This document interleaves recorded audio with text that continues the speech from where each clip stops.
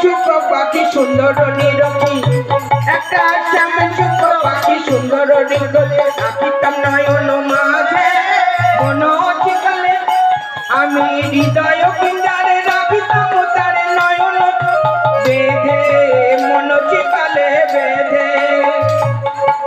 আমি সেই শ্যাম সুখ পাখিটা, তুমি পিঞ্জারা থেকে কেমন করে চলে গেল?